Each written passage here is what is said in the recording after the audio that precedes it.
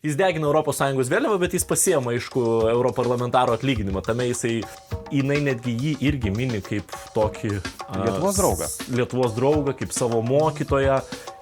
Man atrodo, tu žiūri iš to savo tokio pasaulėžiūros. Nu, pasakyk, kaip tau atrodo, ką tu galvoji apie naują Lenkijos prezidentą. Na, dabar kokia populiari dainelė išpopuliarėjo susijusi su šitą istoriją.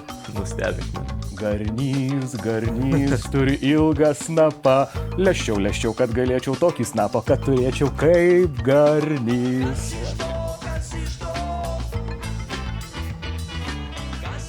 Sveiki, kad žiūrite Kas iš to? Tinklalaidę su Tomu ir Virginijum. Sveikas gyvas, Virginijau. Sveikas grįžęs. Kaip išnaudojai pertrauką? Labai gerai, produktyviai. Pasižiūrėjau, kaip jums sekėsi su Skirmantu. Nu, tai turėjot karštą pokalbį apie daugą. Matai, mes su Skirmantu seni bičiuliai, tai jis, kaip sakant, pasinaudojo tą progą pakalbėti taip, kaip mes kalbame, taip labiau, žinai, buitiškai, be jokios kosmetikos. Bet aš manau, kad pokalbis buvo geras, gal tik tai tas šokinėjimas per temas, bet aš jam dėkingas, kad jis atėjo. Dėkingas visiems, kurie atėjo pažiūrėti. Mūsų šiandien yra 5. epizodas, tai šioks toks jubiliejus. Jubiliejus, vasaros jubiliejus ir kartu mes jau pasiekėm 500 subscriberių ir tas skaičius auga. Ačiū tai dabar, Skirmantai. Iš dalies iš tiesų taip, bet dabar mes pirmą kartą turim irgi pakviesti žmonės vis dėlto. Jeigu jums patinka mūsų turinys, tai like ir subscribe. Pasirašykite, žodžiu, ir sekite mūsų informaciją. Naujausi visi podcastai, tada bus jums, galima sakyti, pirmam plane labai lengvai pasiekiami. Būtent. Tai ką, apie ką šiandien kalbėsim? Temų, žinok, yra daug. Aktualijų yra daug ir, niekaip neišeina iš galvos ta sėkminga Ukrainos drono ataka, toli nuo pasienio. Ir strateginės aviacijos, galima sakyti, flotilės sumažinimas taip drastiškai. Puikia operacija.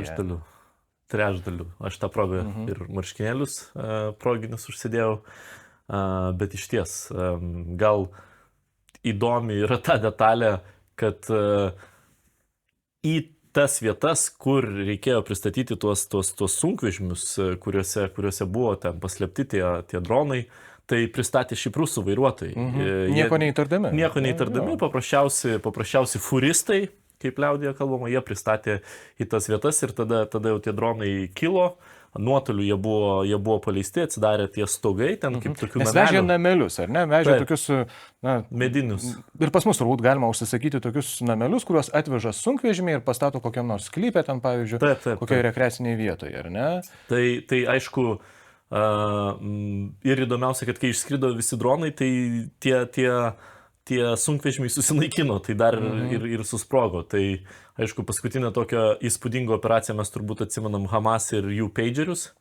Taip, kurie ne vienareikšmiškai vertinama ta sproginėjo.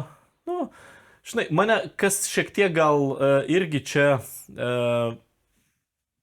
suerzino ruošiantis šitam podcast'ui, aš pasižiūrėjau, ką šneka, pavyzdžiui, Maga ten ta dalis, žinai, tų podcasterių ir panašiai, tai jie pradėjo sakyti, čia Trumpas deda tokias pastangas didelės taikai ir ukrainiečiai, ir jie, žinai, kaip įvardino, padaro Pearl Harborą. Tai mane labai tas suerzino, nes čia yra toks rusiškas naratyvas, nes rusai tai pavadino terorizmu, kur dieną prieš tai rusai paleido 470 didžiausią drono ataką į civilinius objektus. Čia buvo grinai idealus išpildymas į karinius objektus, visiškai suluošinant lėktuvus, kurie neša branduolinės netgi galvutės, tuos bombonešius vadinamosius, kurie atakuoja Ukrainos miestus, kurie žudo Ukrainos vaikus, moteris, nekaltus civilius. Iš kurių yra paleidžiamos raketos. Nes jie pastoviai, taip, jie pakyla, tie lėktuvai pakyla virš Kaspijos jūros ir jie atakuoja Ukrainos miestus. Ir aišku, Ukrainai numušti tų lėktuvų, tai šansų jokių nėra. Jie yra per toli. Taip, būtent. O čia dabar aš manau, kad tiesą sakant, idealiai išpildyta. 18 mėnesių pasirengimo, ką sakė pats Zelenskis, prasidėjo nuo tik 5 žmonės tą žinojo. Aišku, aš manau, amerikiečių ego užgavo tai, kad ukrainiečiai niekam nepasakė, bet ukrainiečiai ir nenaudojo jokios užsienio paramos. Tai Taip, viskas jie buvo viską padaryta savom jėgom. iš to, kas yra gaminama Ukrainai. Man tai yra joks ne per Halboras, o tai yra Trojos arklys, kurį ukrainiečiai sėkmingai Net ne vienas. įvežė į Rusijos teritoriją ir aišku, tas taikinių parinkimas irgi buvo labai specifinis. Tai pirmiausia, pavyzdžiui, Murmanskas ir Kutskas, kur yra keli tūkstančiai kilometrų nuo fronto linijos. Tai rusai ten patraukė, tiesą sakant, tuos savo bombonešius, tikėdamasi, kad štai išnaudojam gilį šalies ir niekas čia jų nepalies, bet ukrainiečiai parodė, kad yra kitaip. Tada tos dvi kitos bazės, ten viena Riazanėje, tai yra irgi labai svarbu tai, kad viena jų yra mokymo ir taisymo toksai centras. Tai ukrainiečiai ne tik smogė į tuos bombonešius, juos ten dalį sunaikindami, dalį turbūt, aišku, gal ne iki galo ir ten rusai bandys taisyti, nors čia irgi yra labai gera dalis, kad dėl sankcijų jiems pataisyti bus be galo sudėtinga. Jie ir taip dabar viską ten bando klijuoti iš to, ką randa. Tai aišku, čia yra geros naujienos. Ir dar ten viena bazė buvo dėl to A50, to tokio jau žvalgybinio, Taip. to didelio, kur NATO mes kartais irgi matome. Avaksas rusiškas. Taip, būtent. Tai jisai toksai labiau žvalgybinis, aišku, jisai irgi... Kurį vieną, beje, ukrainiečiai yra numušę. Vieną yra numušę. O kitą sugadinę Baltarusijoje. Tai rusai iš viso jų tik tai 12 turi. Tai jau... Man atrodo, mažiau netgi veikiančių. Iš viso, man atrodo, buvo 12 iki karo pradžioj. Tai esmė, ką ukrainiečiai sako, 41 lėktuvas, 7 milijardai žalos. Aišku, ten matysime, koks tas yra tikrasis rezultatas, bet šapo už tokią sėkmingą operaciją. Bet žinai, kas svarbiausia, man atrodo, čia yra žinutė vakarams. Nes vakarai yra įstikinę, kad čia jau, ir ta Rusijos propaganda, žinai, tą visą laiką bando stumti, kad mes čia tokie dideli, galingi, nenugalimi ir panašiai.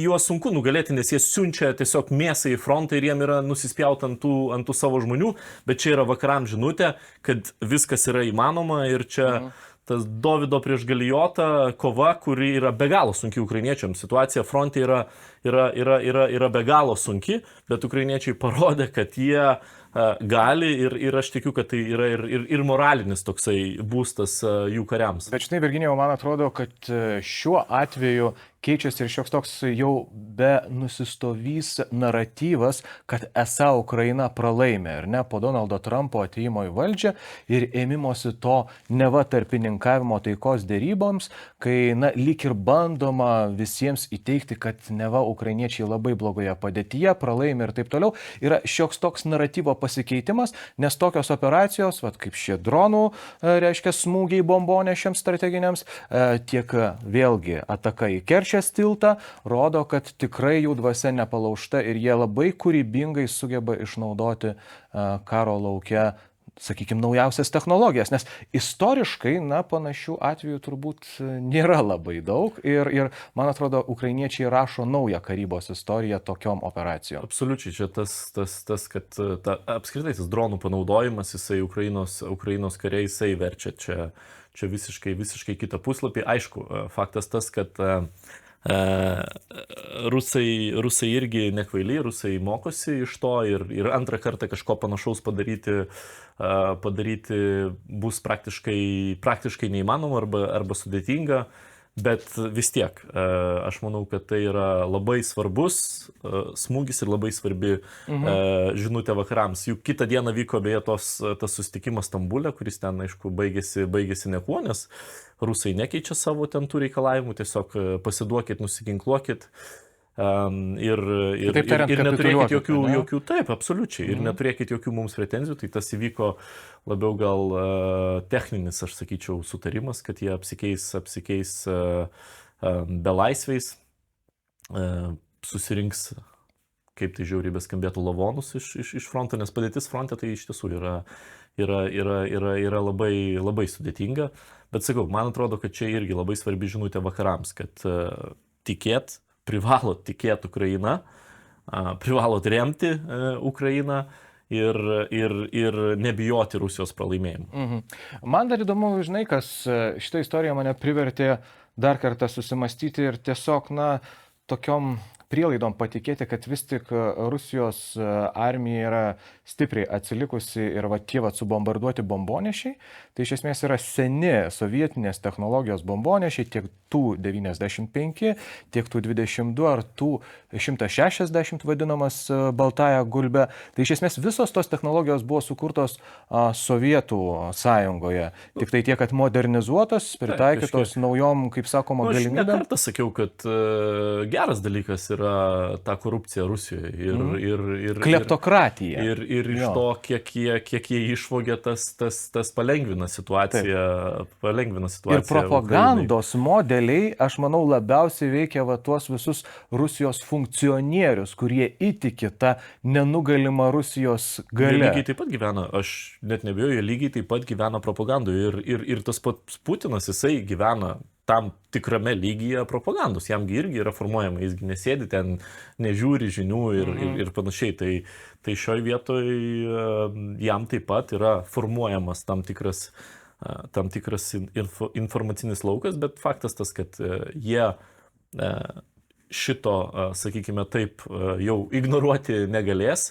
Faktas, kad jiem tikrai skaudės, kai kurie sako, kad jie net neprisikels nuo tokio smūgio, kad čia tas trečdalis jau yra prarasta, duok dieve, kad taip ir būtų, bet aš dar kartą noriu pasakyti, yra šlykštu, kai jų tą propagandą bando čia vadinti, kad tai yra kažkokia teroristinė ataka, nes jie yra teroristai, kurie jau kitą dieną atakavo Sumų sritį, žuvo žmonės, būtent civilinius daugiabučius, civilinius objektus, tai jie daro nuolat. Kinžalo raketomis ir tą jie daro nuolat. Jie yra teroristinė valstybė, o čia buvo būtent aukščiausio lygio kariuomenės operacija, kur buvo pataikyta idealiai į karinius objektus. Nu ir čia toks irgi pasveikinimas, nes Rusijoje tą birželio 1 yra ten tos karinės aviacijos logistikos kažkokia diena, nu tai ukrainiečiai tikrai pristatė sveikinimą smagų.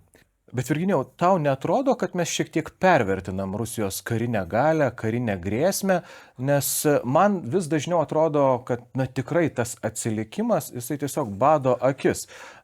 Tokia valstybė, kuri giriasi turinti ten antrą pagal pajėgumą kariuomenę, ką sėkmingai iš tikrųjų ukrainiečiai paneigė, negali pasigaminti dronų. Perka iš Irano, ar ne? Atsiveža iš Šiaurės Korėjos pagal seną sovietinę technologiją sukurtas raketas. Visi jų, tankai, šarvuočiai, artilerijos sistemos, radarai atrodo jau kažkur matyti senuose brėžiniuose, tik tai naujai atgimę. Ar mes iš to nedarom tiesiog didelio baubo? Čia du dalykai. Tai pirma, aišku, kaip Sun Tzu karo mene rašo, niekada nenuvertink savo priešo. Ir šitoj vietoje, aišku, vis tiek jų visiškai nuvertinti nereikia, jie irgi adaptuojasi, jie ieško sprendimų, bet tai buvo visada mūsų partizaninis karas. Lygiai taip pat pradžioj jis tikrai buvo, sakykime taip, mūsų miško brolių pusė, bet jie adaptavosi, jie keitė nuolat strategijas ir kur jie visada laimi tuos karus, tai yra mėsa. Nesvarbu koks karas. Ir čia, žinai, jiem nereikia technologijos. Jie gali be šovinių leisti. Ir tas ir vyksta, kur fronte, aš sakau, yra sudėtinga situacija. Tai, ką ukrainiečiai ir sako, dažnai tai tiesiog yra mūšiai iki paskutinio šovinio, iki paskutinės granatos, nes jie leidžia bangom 1, 2, 3, 4, kol pas ukrainiečius nelieka resursų.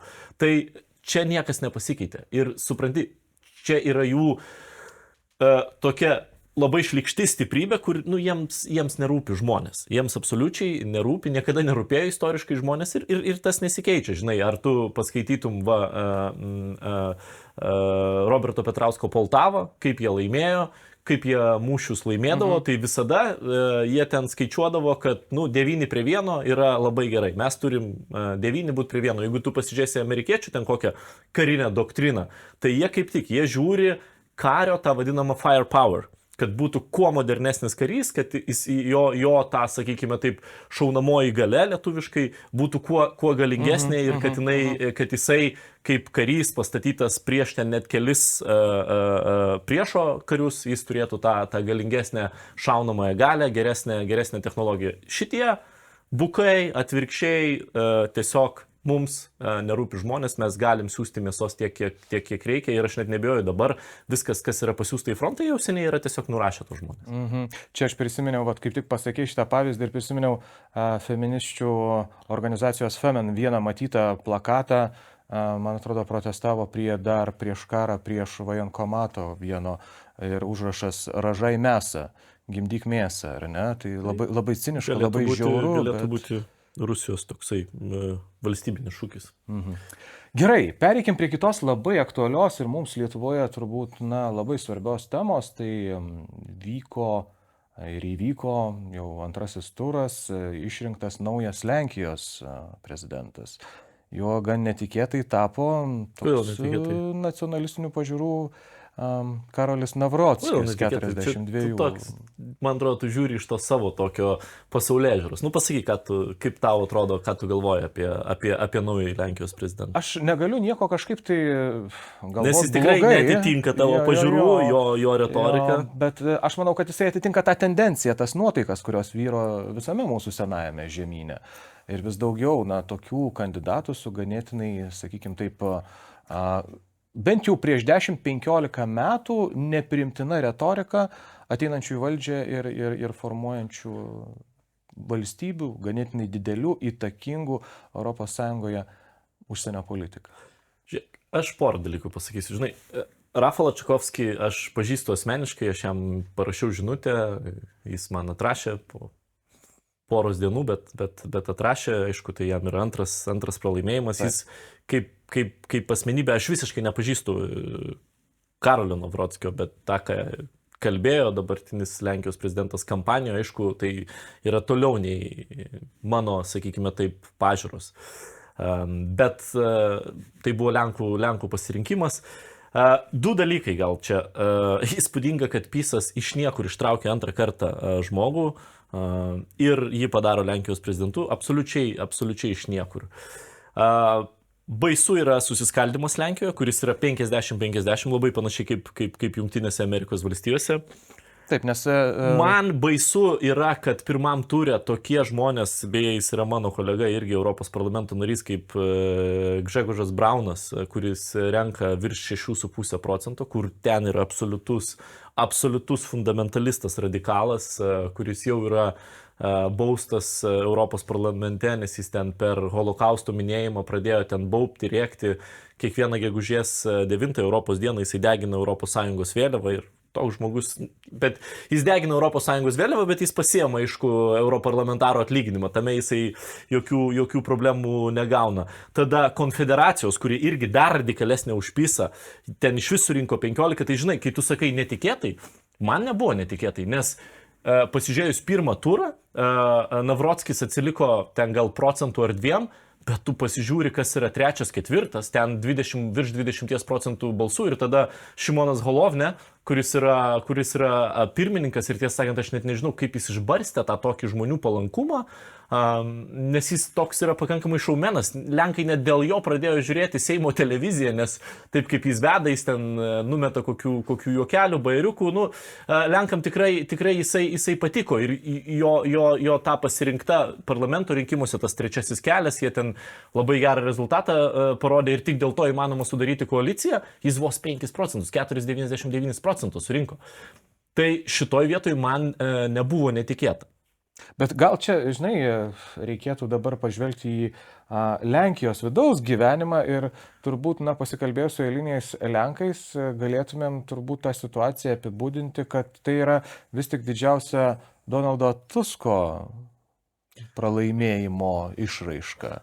Jo politikos. Tuskui bus nelengva, nes jis dabar tikrinsis savo tai tas pasitikrinimas čia yra toksai labiau simbolinis, nieko nereiškia, ką ir Holovne tas pats pasakė, kam tą reikia daryti, kad, gerai, tavo kandidatas pralošė, bet tugi žinai, kad dauguma yra nepasikeitus. Tai jis daugumą turi, ten 242, man atrodo, jie balsus turi. Bet čia yra pavojus, kad jie tai daugumą turi, bet atmesti prezidento veto reikia 276. Ir čia... Tai faktas, kad iki 27-ųjų tas sprendimų priėmimas bus sudėtingas. Šiaip kampanija buvo baisi. buvo mesta viskas, ten Lenkijoje kas tik įmanoma, Juodųjų keliamos bylos, juodųjų ryšių tikrai buvo. jų dabartinis prezidentas mes galimai, nes buvo išmesta tokia informacija, kad susijęs su mafija, nu jis ten labai mėgsta demonstruotis, kad jis yra toksai boksininkas mėgėjas, jis ten dažnai tą demonstruoja, nors istorikas. Jo, tai ten tokių niuansų labai daug ten. Paskutiniam dienom iš vis tos informacijos buvo plaukė didžiuliai kiekiai.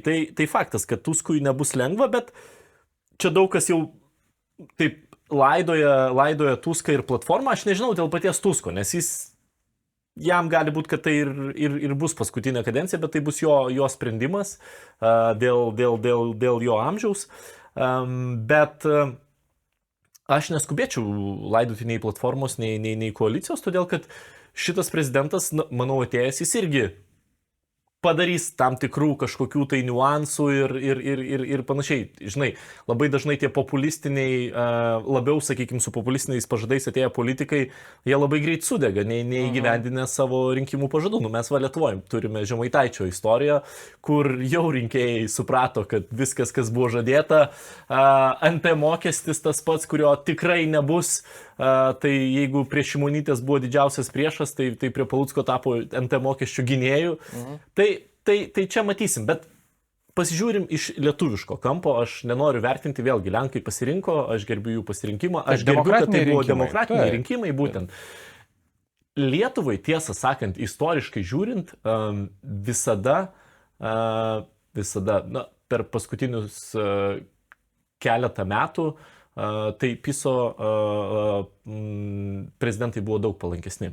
Netgi, jeigu paskaitytume Dalios Grybauskaitės knygą Nustokim krūpčioti, tai Kačinskis tuo metu, po to tragiškai žuvęs Rusijoje, tada, kai tas lėktuvas nukrito. Netoli Smolensko. Taip, netoli Smolensko.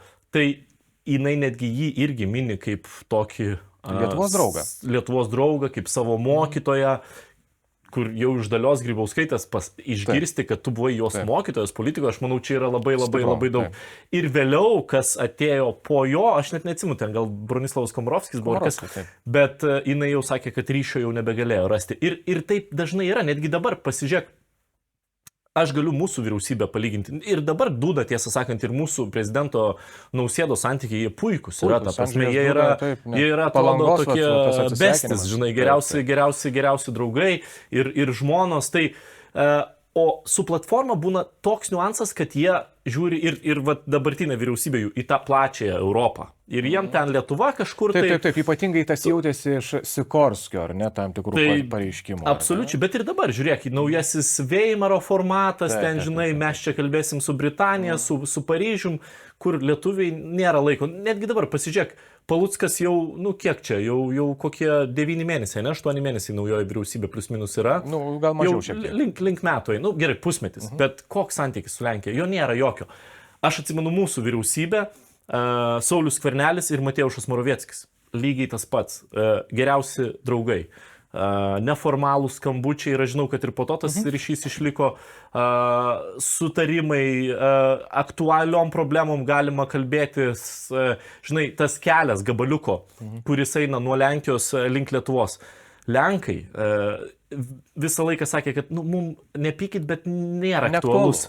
Neaktualu ten tą daryti. Ir čia tik tai Sauliaus Skvernelio tas asmeninis santykis su Moravieckiu, kad, sutarėm. Mes padarysim savo... Lenkiškai moka? Jo, kažkiek tai moka. Priežastis, kodėl padarė. Bet ne dėl to. Aš manau, ten daugiau tas žmogiškas santykis. Bet mes padarysim savo gabaliuką, tą žinai, jūs padarykit savo. Tai mums po to šiek tiek net gėda buvo, nes Lenkai pirmiau padarė savo gabaliuką nei mes būtent. Bet tai buvo tik asmeninio santykio dėka, nes Lenkam ten srauto nėra, jie vis tiek būtent žiūri pagal srautus ir pagal viską. Tai šitoj vietoj žiūrint, aišku, matysim, koks tas bus kandidatas, kokia bus jo ta užsienio politika, bet aš kažkodėl manau, kad jisai su Lietuva turėtų turėti gerą santykį, nes dar vienas dalykas, kad visi tie iš būtent tos kaip jinai, nes aš vis sakau PIS, bet... Pravo į spravedlyvo. Taip, tai tvarka ir teisingumas. Įstatymas ir teisingumas, arba teisė ir teisingumas. Teisė ir teisingumas, kad jau mes neminėtume tų buvusių Lietuvos Žemaitaičio beje partijų. Zuoko panašiai skambėjo. Dabar pakeitė pavadinimą beje. Tai žinai, tai aš manau, kad tas santykis, tiesą sakant, gal net ir nesugės. Aišku, priklausys, koks jis bus kaip žmogus, kaip jie ras bendrą kalbą. Bet, kaip sakiau, iš Lietuvos pusės žiūrint, tai tas santykis dažniausiai būdavo su jų partijos prezidentais, premjerais geresnis. Bet žinai, aš prisimenu ir tas batalijas prieš išrenkant Andžejų Dudą irgi buvo iš tos liberaliosios Lenkijos pusės įvairiausių tam tikrų pareiškimų. Kampanija ten baisi. Mes Lietuvoje čia dar, sakau, mes gyvenam Dievo užantyje su tuo, kokios politinės kampanijos būna. Kas ten yra tiesiog viskas metama į areną, kaip sakant. Bet Virginijau, kaip tau atrodo, galbūt, vis tik Pravo ir Spravedlyvo partijos tas palikimas, kurį jie skiria pakankamai nemažai to socialinio dėmesio ir ypatingai ne tik miestams, bet ir regionams, tokiems žmonėms, kurie dažnai būdavo tos politinės darbotvarkės paraštėse, jau buvo pasilgtas, nes atėję, tos liberaliosios centro kairės, centro dešinės jėgos, jos, galbūt vėl pradėjo užmiršti tuos rinkėjus, kurie iš esmės ir išvežė naują politinę figūrą, 42 metų istoriką. Aš nežinau, man labai sunku komentuoti, nes aš tikrai, žinai, kaip ir negyvenu Lenkijoje ir neseku tų procesų, aš labiau, žinai, ką mačiau jų tokius užsienio politikos pasisakymus, tai akivaizdu, kad vienas buvo toksai antieuropinis, bet toks su atsarga antieuropinis dabar išrinktasis prezidentas ir viskas statė ant Trumpo.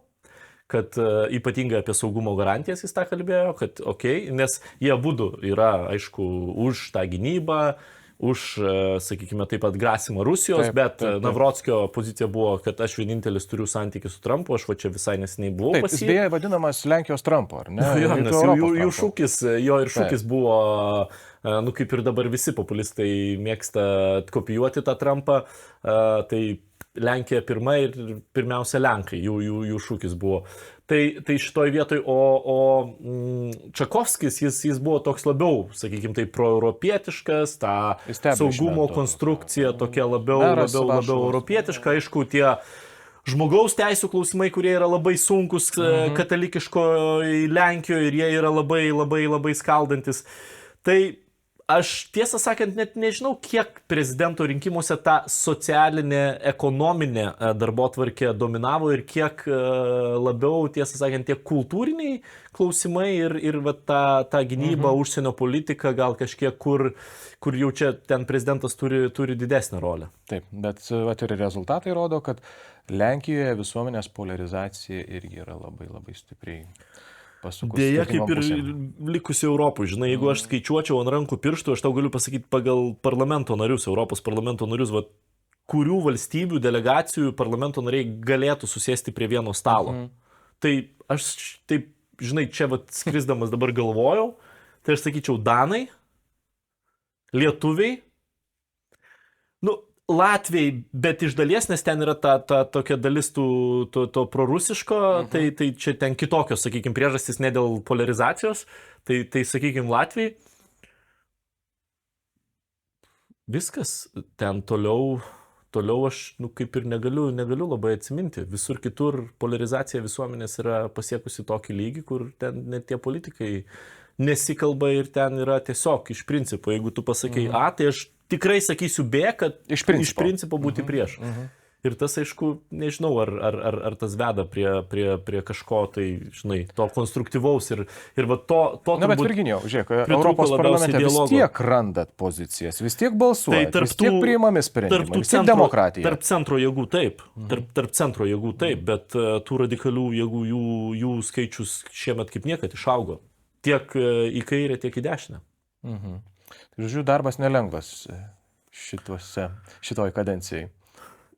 Europos parlamente. Visada yra iššūkių, bet aš turiu omeny, kad ta visuomenės polarizacija ir tada politikai užima tas radikalias, kai politikai užima tokias radikalias pozicijas, tai labai retai jie būna orientuoti į rezultatą kažkokį visuomeniai, kur visuomet rezultatas politikui bus kompromisas.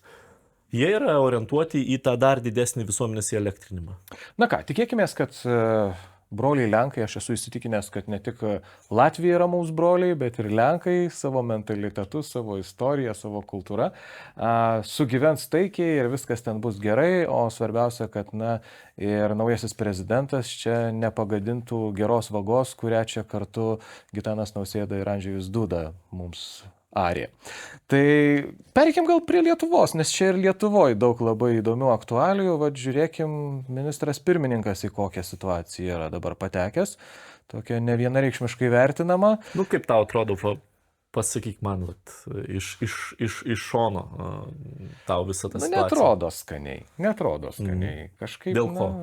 Dėl to, kad vis tik tie visi sprendimai buvo padaryti jau ministrui pirmininkui einant savo pareigas ir turint mintyje, kad ir daugiau yra verslininkų, kurie aplikuoja, nori gauti paskolas ir jiems nepavyksta, o čia ganėtinai lengvai organizacija ministro pirmininko gauna paskolą. Aš kažkada tai moderavau pirmiesiems Lietuvos socialdemokratų partijos pirmininkų, pretendentams į pirmininkus debatams ir kaip tik klausiau Gintauto Palucko, ar geras politikas gali būti ir gerų verslininkų. Jis tada pasakė, kad be jokios abejonės. Nėra jokios problemos. Bet man visada atrodė, kad tai yra šioks toks inkaras, didžiulė našta, kurią nešasi politikas, jeigu jis yra ir verslininkas. Nes vieną dieną vis tiek arba politinė karjera sutrukdo verslui, arba verslas pradeda trukdyti politikai. Aš manau, kad čia šitoj vietoj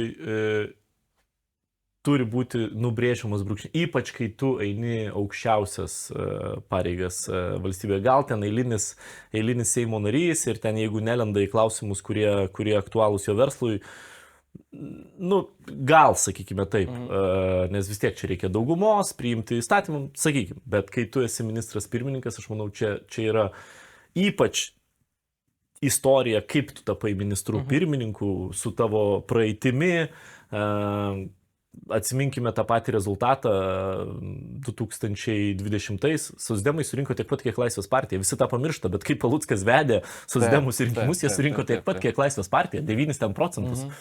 Tai būdama didžiausia partija Lietuvoje.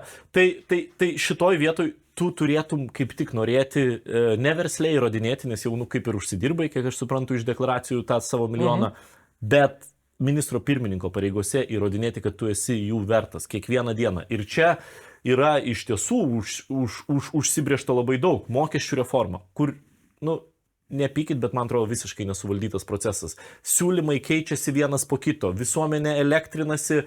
Aišku, kad opozicija puls, kritikuos, atsiras ten kažkokie tai neaiškus, judėjimai, kurie ten irgi kritikuos ir atsiras, kas bandys globoti ar iš to kažkokių politinių dividendų gauti, nes tu pats darai klaidas, tu neatėjai su stabiliu pasiūlymu, kur viskas išdiskutuota, visiems viskas aišku ir eini jį gini. Neprasidėjo diskusija, kaip sakiau, nuo to, kad nuoširdžiai persižiūrėkime valstybės išlaidas, neprasidėjo diskusija nuo to, kalbant apie mokesčių reformą, ir čia gal irgi pritrūko finansų ministro rolės, nuo to, kad kai vyks indeksacija, iš tiesų turto vertė išauks ir kas tada klausimas. O prasidėjo nuo siūlymų, kur kiekvienas ateina ir sugroja savo dalį, bet tokio orkestro nebuvo. Ir čia pritrūko, aš manau, kad asmeniškai šitam procesui tinkamai suvaldyti, pritrūko ministro pirmininko lyderystės. Ir tada, netgi jeigu tai bus visiškai pagal įstatymo raidę, ten gauta paskola, nors ten yra labai daug tokių politinių dedamųjų, žiūrint į tas sąlygas, ten yra palūkanų norma, kurią nustato Ilte pagal kriterijus, ten kažkokius rizikingumo, ten yra dalis įmanoma netgi dotacijos, man atrodo, toj priemoniai, tai kokio dydžio, kokia dotacija. Žinai, čia tokie politiniai sprendimai, kur po to labai sunku, netgi jeigu tu ir esi visiškai teisus, labai sunku išaiškinti, nes opozicija sakys, ne per didelė dotacija, per mažos palūkanos, palyginkim su komerciniu banku, žinai, kur bus tikrai skirtumas. Supranti, tu pats save įsivarai į tokį kampą, kur tu dėja, bet, kaip čia išsireikšti, nu, patenki pats į spastus, pats save susilošini, pats savo iššauni į koją. Bet žinai, net ne čia yra problema. Pasitikėjimas institucija, premjero, valstybės pasitikėjimo klausimas irgi yra, ir tada įveliamas į šitą visą istoriją. Tai tas pasitikėjimas jis ir taip yra pakankamai žemas institucija ir tada, aišku, tu suduodi dar vieną smūgį. Tai šitoj vietoj, aš kaip sakiau, ir tą istoriją mūsų rodo. Mes žinom ir Kreivio istoriją, kuri beje labai panaši, tik čia paskola yra, tai tas žodis paskola, man atrodo, kažkiek gelbėja dar, bet realiai, tai man atrodo, jeigu jau tu eini į politiką, tu turi riebų brūkšnį braukti ir ten nedalyvauti ten direktorių priėmime, naujų įmonių steigime, ten 51 Kem 9 pas mane, pas tave kitoje įmonėje 51 Kem 9, nu...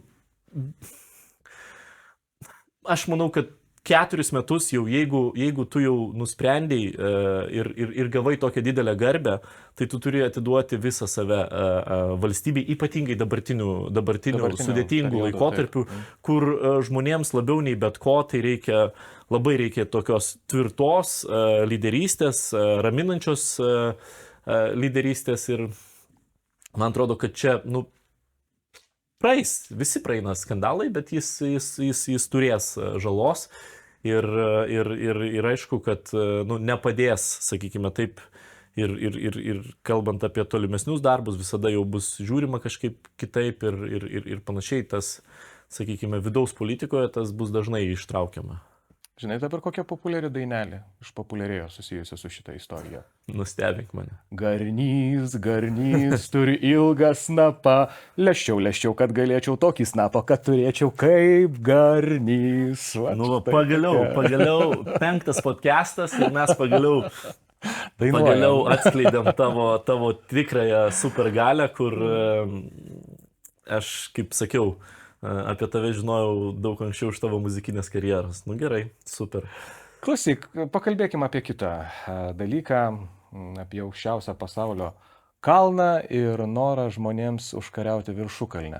Tas noras toks populiarus tarp kai kurių žmonių, kad, žiūrėkit, jau ir ne vienas lietuvis yra tenais įkopęs, ar bent jau pabandęs įkopti. O tas kopimas netoks jau, kaip sakoma, ir paprastas dalykas. Ten tikrai reikia ir pasiruošimo, ir nusiteikimo, ir ten visa epopėja yra įveikti tą viršukalnę. Taip, tai mes kalbam apie Džomolungmą, bet šiaip, man atrodo, pasaulyje yra 14 viršukalnių, kurios yra virš 8000 metrų. Jo, ir aišku, čia dabar labai daug su tuo susiję, man atrodo, kontroversijos. Nes viena tai dabar didelis skandalas yra dėl tos aklimatizacijos, kad ten 4 Britai nuvykę įkopė, įveikė, sakykime taip, Džomolungmą, kaip vadina vietiniai Nepale, Everestų, kaip vadina vakariečiai, bet visa esmė, kad jie ten... Žinai, iš kur tas pavadinimas? Pagal žymų britų geografą Everestą, nors jį vadino Everestu, bet jau taip prigijo, kad Everestas, nors tas Everestas niekada ir nepabuvojo ir net nematė to kalno. Tai įdomus toks faktas. O Džomolungma, man atrodo, iš vietinės kalbos reiškia kažkaip tai deivė motina, kažkas tokio. Bet dabar grįžtant prie to, tai jie per 5 dienas sugebėjo įveikti, kas buvo neįtikėtina, bet jie ten išleido apie 150 000 kažkokiam tai preparatui, kuris šiaip sportininkam yra uždraustas. Tai kaip dopingas. Jo, kaip po tokiam dopingui. Aišku, kontroversija yra susijusi ir su šerpom, kurie yra ir vedliai, ir visko nešėjai, nes dažnai tas, vėlgi, turistas, alpinistas. Bet negalima taip sakyti, nes ten, aišku, yra nežmoniškai sunku ir tikrai reikia ir ištvermės, ir pasirinkimo, bet dažnu atveju būtent tie šerpos neša viską, jie stato palapines, jie eina, sakykime taip, į tas pavojingiausias vietas, kopia ir taip toliau. Tai, aišku, ten yra labai daug kontroversijos, daug jų ir žūsta, ir jų tos sąlygos yra tikrai nežmoniškos. Tai, yra daug su to susiję kontroversijos, aišku, visa ta tarša, nes daugelį dalykų ten tiesiog numeta ir tengi vis tiek yra jau ledynas, tai jie ten... Ir ne tik numeta, bet ir palieka. Taip. Tai ten didžiulė problema. Lieka ilgam. Tai, yra tos kontroversijos, nežinau, tu pats esi kopęs į kalnus? Esu haikinės, bet tikrai alpinizmų Tai neužsiminėjęs. mes turbūt yra sudėtinga. nesam kvalifikuoti pakankamai kalbėti tom temom, bet faktas tas, kad yra ta tokia riba moralinė, kaip man juokinga, kai įžymybės to, žinai, kur irgi ten pasisakė kaip klimato aktyvistai ten ir panašiai, ir po to šauna į kosmosą ten tą 5 minučių skrydį. Taip, kuris yra labai taršus, ar ne? Jo. Tai, vat čia yra ta riba. Aš nežinau, aš nesu fanas tokių dalykų. Neabejotinai yra kam patinka, turbūt kažkas nori pasiekti, įrodyti ir panašiai. Žinai, aš skaičiau, kad dabar tai yra šioks toks mados reikalas ir vos ne iki 2000 žmonių užkopė į Everestą. Jau yra. Taip, kasmet. Kasmet. Tai tapo savotišku, galima sakyti, tokiu įveikiamų iššūkių, būtent padedant vietiniams žmonėms.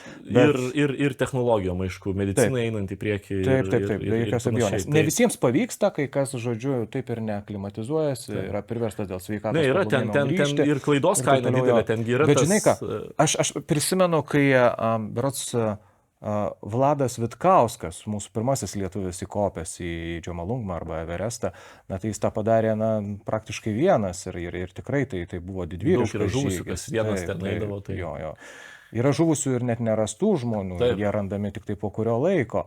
Taip, ir tavo užsiminta ta problema, kad nelabai malonu apie tai kalbėti, bet tengi yra amžino įšalo zona ir ten tų išmatų yra labai daug žmonių. Ir jos niekur nedingsta, ir jos kaupiasi. Ir ar žinai, kad Vilniaus dailės akademijos studentės dalyvavo netgi tarptautinėme konkurse, kurio pagrindinis tikslas buvo spręsti šitą problemą ir laimėjo pirmąją vietą prieš keletą metų. Koks sprendimas buvo? Tualetai, kurie savaime išsivalo ir kur atlieka yra tik tai vanduo.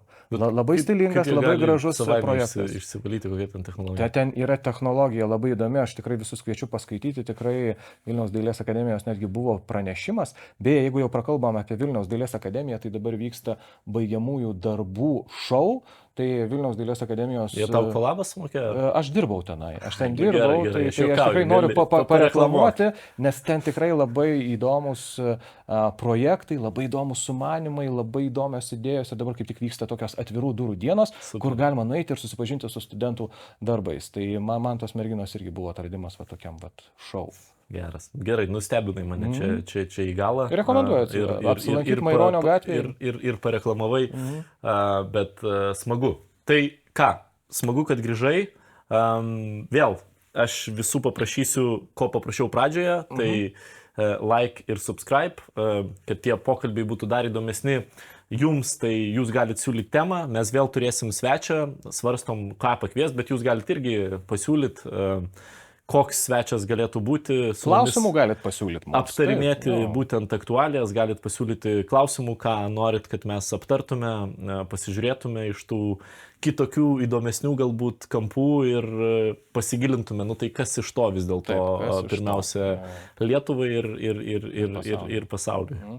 Klausyk, muzika. Lenkiškos muzikos klausaisi, vis tiek apie Lenkiją kalbėjom, apie Lenkiją. Man yra siūlė vieną kažkokį Lenkų tokį atlikėją, ten gal visai nieko buvo, bet dabar neatsiminsiu, bet neklausau. Labai daug geros muzikos yra Lenkų kalba. Taip, prašau. Lenkiškos, yra puikios grupės. Aš esu roko gerbėjas, tai man labai patinka grupė Myslovic. Tiesa, pagrindinis vokalistas Rojakas jau nebegroja, nebekoncertuoja, užsimajo solinę karjerą, bet labai geri tekstai. Labai puikia muzika. Netgi galima sakyti, buvo viena iš mano kūrybos įkvėpėjų, vienas iš kūrybos šaltinių. Tai šią savaitę Spotify'o klausom Myslovic.